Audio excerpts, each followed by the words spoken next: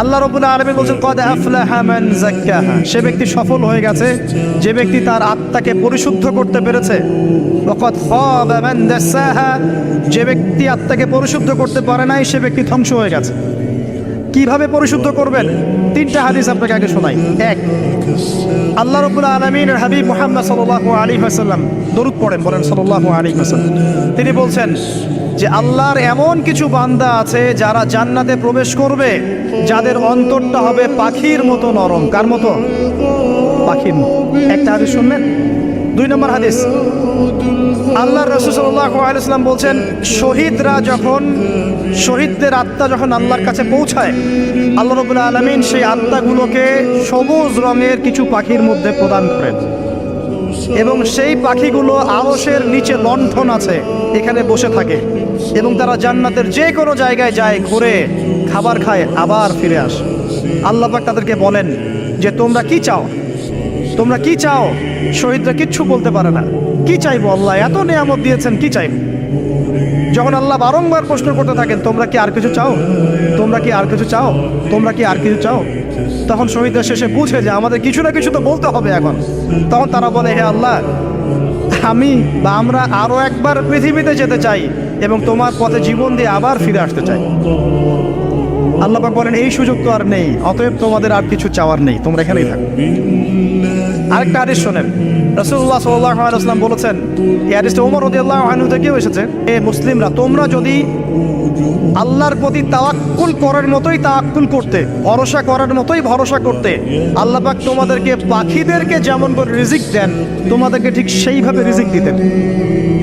তোমরা কি লক্ষ্য করো না যে পাখিরা খালি পেটে বের হয়ে যায় বাসা থেকে সকালবেলা এবং সন্ধ্যাবেলা ভরা পেটে বাসায় ঢোকে? তাকে যে তিনটা হাদিস শোনালাম, এই তিনটা হাদিসে একটা শব্দ হচ্ছে কমন। শব্দটা কি বলেন? পাখি। পাখি কি? পাখি। আল্লাহ রাব্বুল আলামিন পাখিদের কাছ থেকে আমাদেরকে শিখতে বলছেন এবং বলছেন যে পাখিদের মনটা হয় খুব নরম, খুব সফট এবং তারা আল্লাহর প্রতি তাওয়াক্কুল করে পূর্ণ মাত্রায়। তারা সকালবেলা ভোরবেলা বের হয়ে যায় এবং সন্ধ্যাবেলা বাসায় ফেরে, খালি পেটে বের হয়, ভরা পেটে বাসায় ফেরে। এবং আল্লাহ পাক সবচেয়ে সম্মানিত মওত যেটা শহীদের মওত, সেই শহীদদের আত্মাকে আল্লাহ পাক পাখির রূপ দিবেন। তাহলে পাখিটার বিষয়ে একটা ফোকাস করার দরকার আছে না? আচ্ছা, এখানে আসেন। পাখির মন হচ্ছে নরম, মানে পাখির মনটা তাসকিয়া, আত্মশুদ্ধিতে পরিপূর্ণ। ক্বাদ আফলাহা মান যাক্কাহা, সে ব্যক্তি সফল হলো যার হৃদয়টা পবিত্র, নিষ্পাপ, নিষ্কলুষিত হলো, সে ব্যক্তি সফল হবে ইনশাআল্লাহ।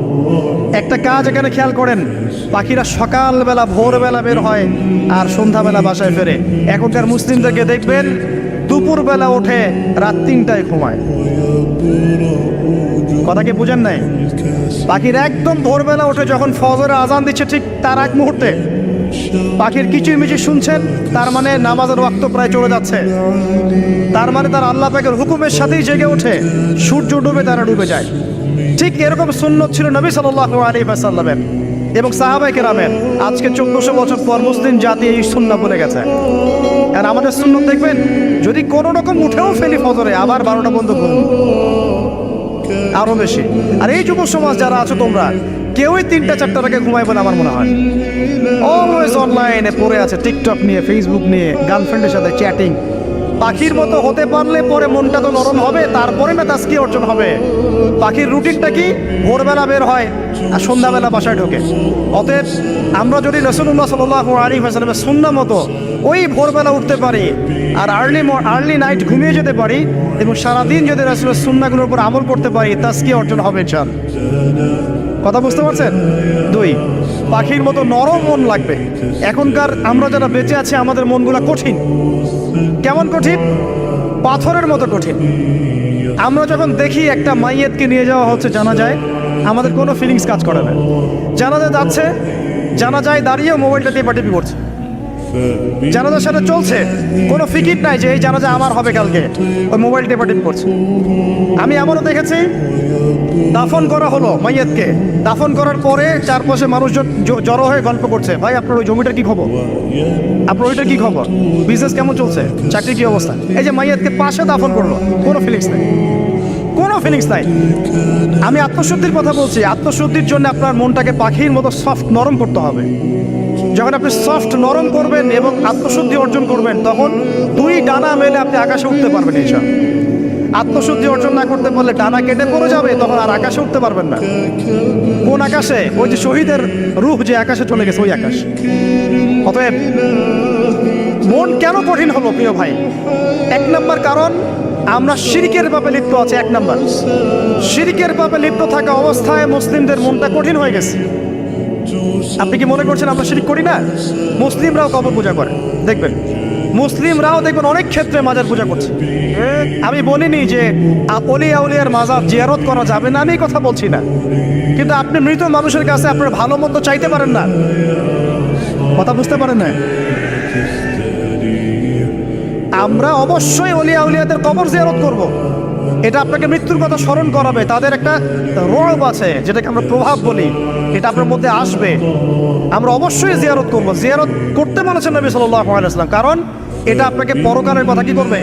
স্মরণ করাবে। উমরা করতে যান, আল্লাহ পাক সবাইকে তৌফিক দান করুন উমরা হজ করার এবং বড় হজ করার, আমি দোয়া করি। ওখানে সবচেয়ে সেরা যে দৃশ্যগুলো দেখা যায়, তার মধ্যে একটা রাসূলুল্লাহ সাল্লাল্লাহু আলাইহি ওয়াসাল্লামের রওজা। ওখানে গেলে চোখের পানি ঝরে না এমন কোনো মুসলিম নাই, আছে? নাই। আরেকটা সবচেয়ে মন নরম করা একটা দৃশ্য হচ্ছে জান্নাতুল বাকি, যেটা আমরা বাকিউল গারকাত বলি, যেখানে আপনি দেখবেন সাহাবায়ে কেরাম রাদিয়াল্লাহু আনহুমের কবর, যতদূর চোখ যায় তাদের কবর। কবরের কোনো মাজার নাই, সেখানে কোনো তাওয়াফ হচ্ছে না কবরকে কেন্দ্র করে, সেখানে কবরে কেউ ফুল চড়াচ্ছে না, একটা ছোট্ট পাথর দেখা যায়, আর কিছু না। পৃথিবীর সবচেয়ে শ্রেষ্ঠ মানুষগুলো সেখানে শুয়ে আছেন। ওখানে গিয়ে দাঁড়াবেন, দেখবেন নিজেকে তুচ্ছ বলে মনে হবে। মনে হবে আমি এই পৃথিবীতে আর কি করছি? সেরা মানুষগুলি মাটির নিচে, আমি এখানে কি করছি? তো দেখুন প্রিয় ভাইরা, অবশ্যই অলিয়া উলিয়াদের কবর জিয়ারত করবে, কিন্তু মৃত ব্যক্তি আপনার কল্যাণ করতে পারবে? অকল্যাণ করতে পারবে? হ্যাঁ, তারা আল্লাহর কাছে সুপারিশ করতে পারবে আল্লাহ পাক যখন তাদেরকে অনুমতি দিবেন। তারপর আল্লাহ পাক যখন অনুমতি দিবেন, তখন নবী সাল্লাল্লাহু আলাইহি ওয়াসাল্লাম সুপারিশ করবেন, অলিয়া উলিয়াগণ করবেন, আলেম ওলামা করবেন, শহীদগণ করবেন, হাফেজে কোরআন করবেন, অনেকেই করবেন ইনশাআল্লাহ। আল্লাহ পাক আমাদের তাকদীরে এইসব সুপারিশ নসিব করুন বলি না আমি। মুসলিমরা আজকে শিরিক করছে অনেক ক্ষেত্রেই। দেখবেন হাতে একটা এই যে বালা পরে আছে, খুলে না। কেন খুলেন না ভাই? বলে যে এটা খুললে যদি রোগ হয়। রোগ দেওয়ার মালিক কে? ওই বালা না আল্লাহ? এই যে আপনার বিশ্বাস জন্মে নিয়েছে, এই যে বিশ্বাসটা জন্মিয়েছে আপনার হাতের উপরে, এই বালার উপরে, এটাই শিরক। এটাই শিরক। যদি আপনি বিশ্বাস করেন যে এটা হাতে থাকলে আপনি সুস্থ থাকবেন, হাত থেকে খুলে পড়ে গেলে আপনি আর বাঁচবেন না, এই যে কল্যাণ অকল্যাণের মালিক আপনি কাকে করলেন? ওই বালাকে করেছেন, আল্লাহকে করেন না। এখানে শিরক হয়ে গেছে, খুবই সূক্ষ্ম শিরক। আপনি নামাজ পড়ছেন মনে করেন, এখন কিছু মানুষ আসলো, এখন দেখছেন যে হুজুর তো আমার নামাজ দেখছে, নামাজটা খুব সুন্দর করে পড়ার চেষ্টা করলেন, লম্বা নামাজ, সেজদা গিয়ে আর উঠছেন না, খুব সুন্দর নামাজ পড়ছেন। এই যে মানুষকে দেখানোর জন্য নামাজটা পড়ছেন, এটা শিরক। এটা কি? এটাও শিরক।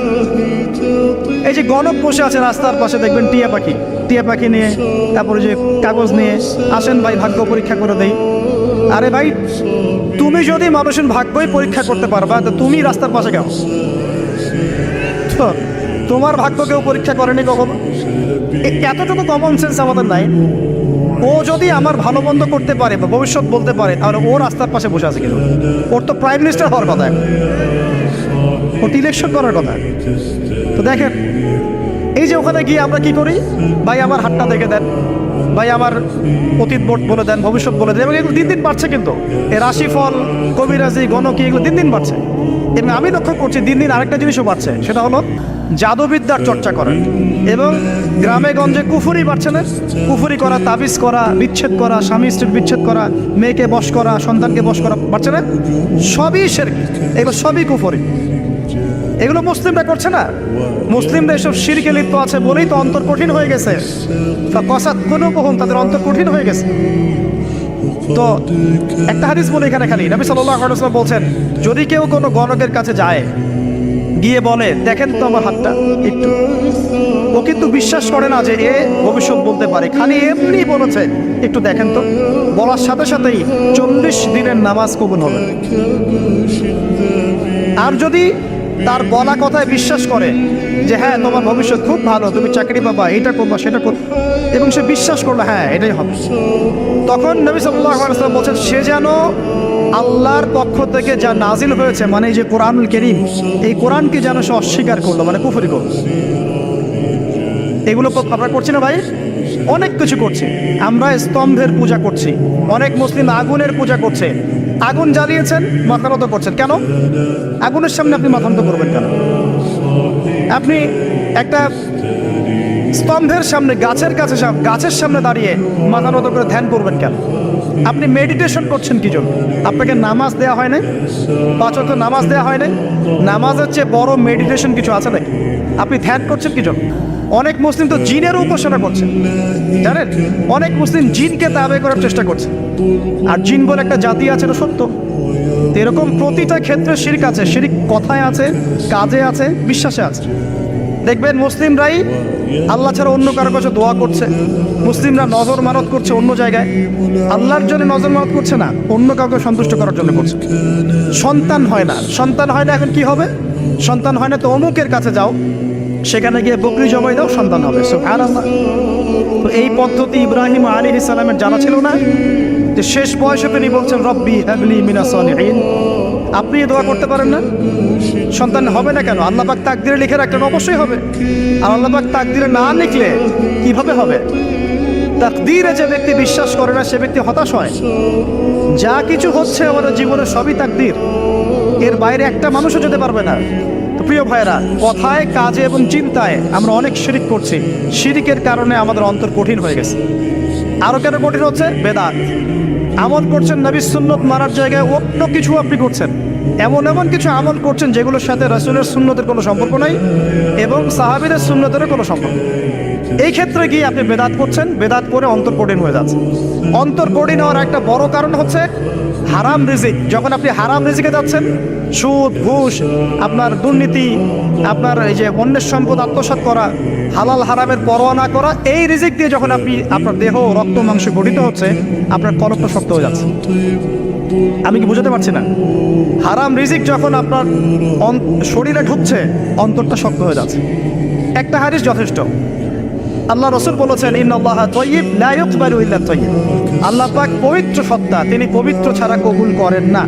আপনি 10টা হজ করে আসেন, চুরির টাকা দিয়ে, ডাকাতির টাকা দিয়ে, আত্মসাতের টাকা দিয়ে, দুর্নীতির টাকা দিয়ে, যদি কবুল হয় তাহলে কোরআন সুন্নাহ মিথ্যা হয়ে যাবে। নাউযুবিল্লাহ। কথা কি বুঝতে পারছেন না? আল্লাহ রাব্বুল আলামিন বলছেন আল্লাহ পাক পবিত্র ছাড়া কবুল করেন না। হারাম রিজিক দিয়ে ইবাদত কবুল হয় না। আমরা ওই যে রংপুর অঞ্চলে একবার ওই যে হারাগাছ একটা অঞ্চল আছে না, সেখানে গিয়েছিলাম। সেখানে মাশাআল্লাহ আবার বিড়ির অনেক ফ্যাক্টরি আছে। কিসের? বিড়ি তো হালাল নাকি? তামাক তো হালাল নাকি? তো সেখানে বিড়ি ফ্যাক্টরি অনেক মালিক আছে এবং তারা মসজিদ কমিটির অনেক দায়িত্বপ্রাপ্ত আর কি। মুসলিমদের গায়রত্ব এখন নাই, মুসলিমরা এদেরকে আবার মসজিদ কমিটির সদস্যও বানিয়েছে। তো এখন মসজিদ কমিটিতে এসে তার প্রভাবে ইমাম সাহেব টিকতে পারে না। দুইজন বলে নামাজের পর হাত তুলে দোয়া করতে হবে, দুইজন বলে করা যাবে না। ঠিক আছে? এই নিয়ে ক্যাচাল। এই ক্যাচাল হতে হতে দেখা গেল এক পর্যায়ে মারামারি পর্যন্ত হয়েছে। মসজিদ ভাঙতে হয়েছে, মারামারিও হয়েছে।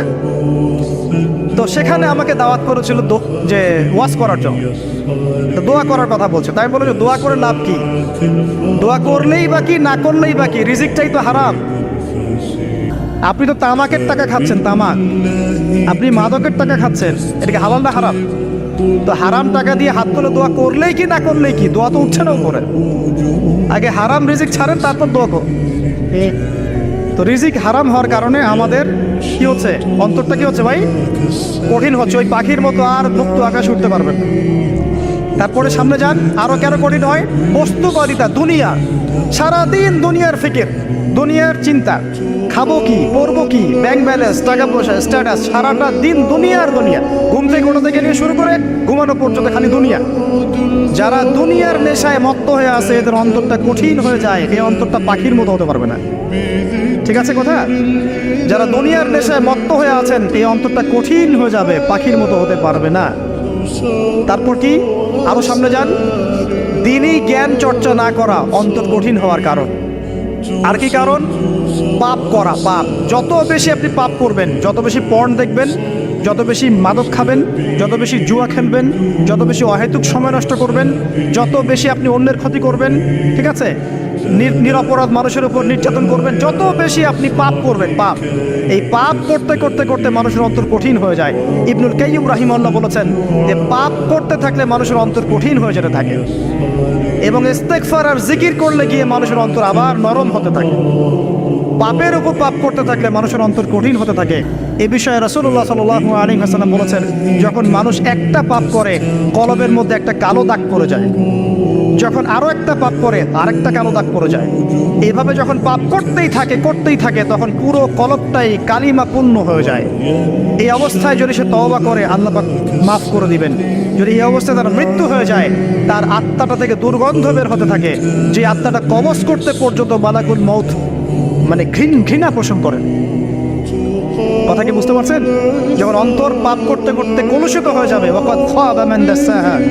যখন পাপ করতে করতে অন্তর কলুষিত হয়ে যাবে, তখন আপনার এই মালাকুল মউত পর্যন্ত ওই আত্মাটাকে বের করার সময় ঘৃণা করবে, দুর্গন্ধযুক্ত। আল্লাহ পাক আমাদেরকে পাপ থেকে বাঁচিয়ে রাখুন, আমিন।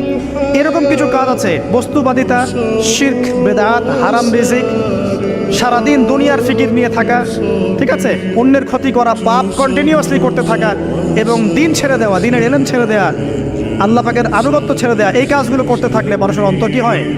কঠিন হয়ে যায়। এখন সলিউশন কি বলেন? 5 মিনিটে আমি সলিউশন বলছি, কেমন করে আপনি এটাকে নরম করবেন আর পরিশুদ্ধতা অর্জন করবেন এবং ওই পাখির মতো মুক্ত আকাশে উড়বেন। কিভাবে বলবো?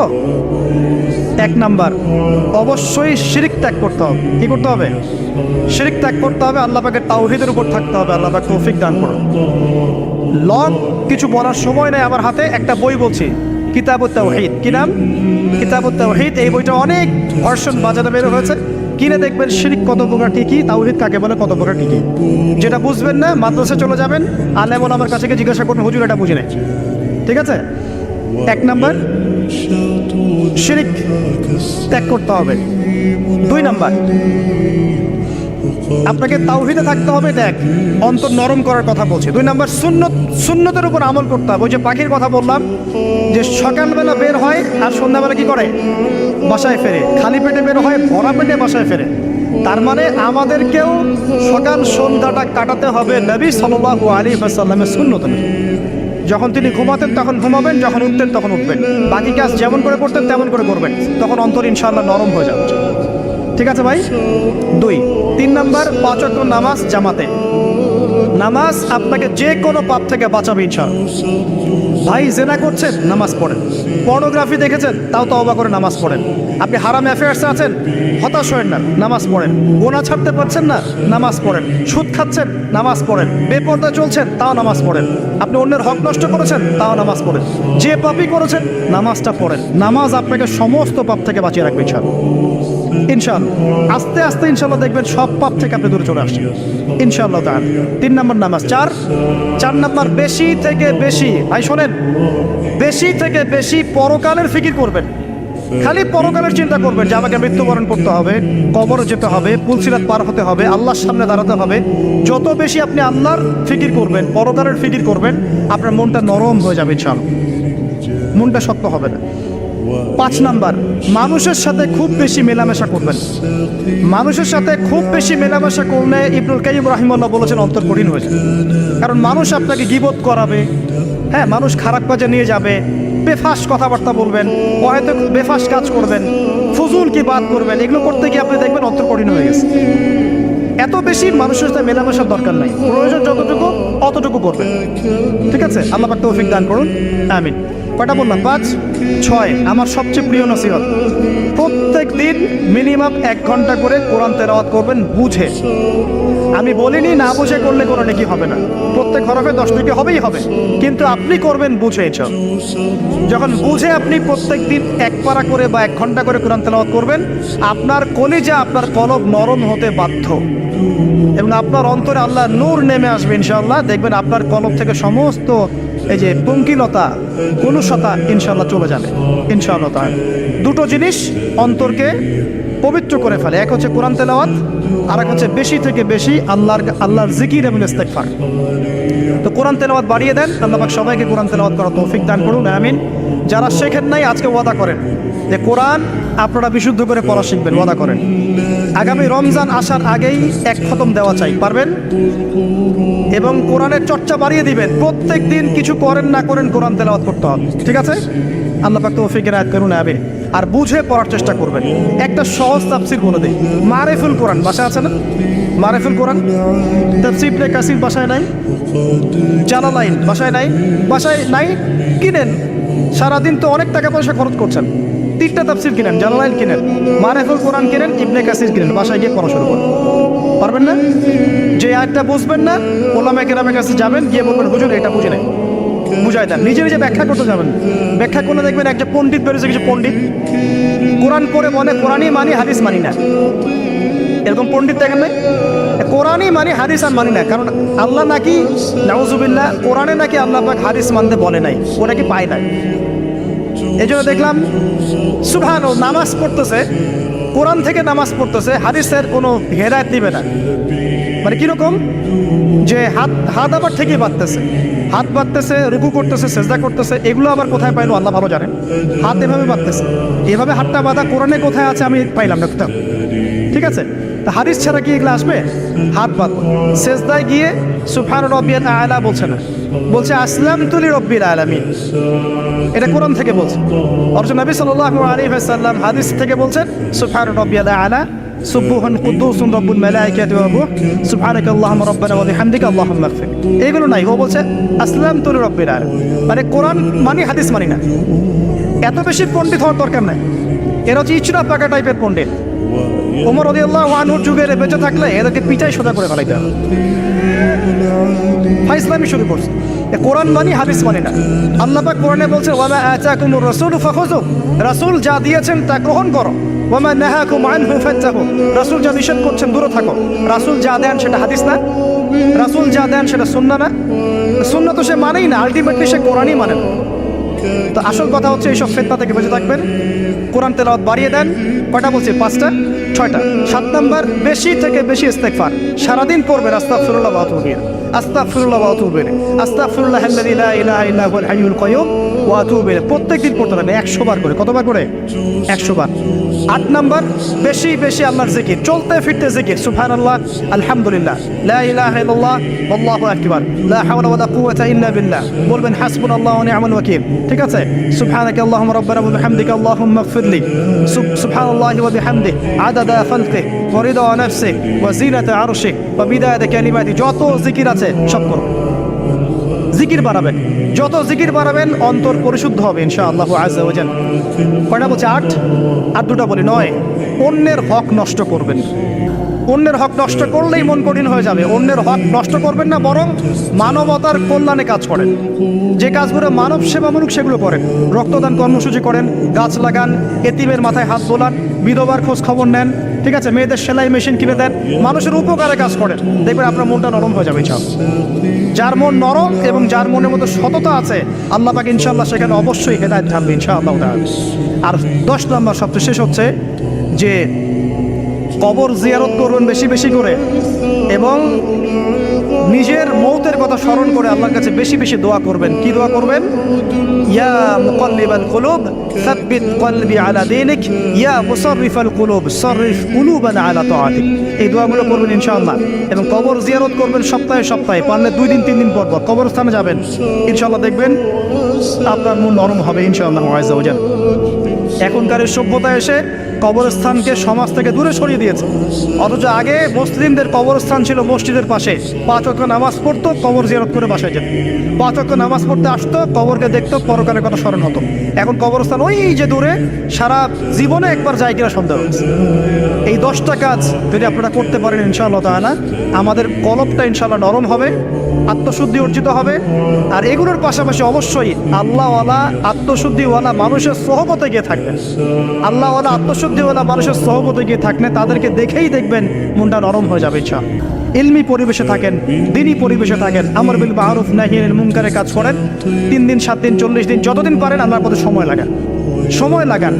আমি এটাকে আপনার আত্মশুদ্ধির জন্য বলছি, এটাই একমাত্র পথ পদ্ধতি আত্মশুদ্ধির, এটা বলছি না।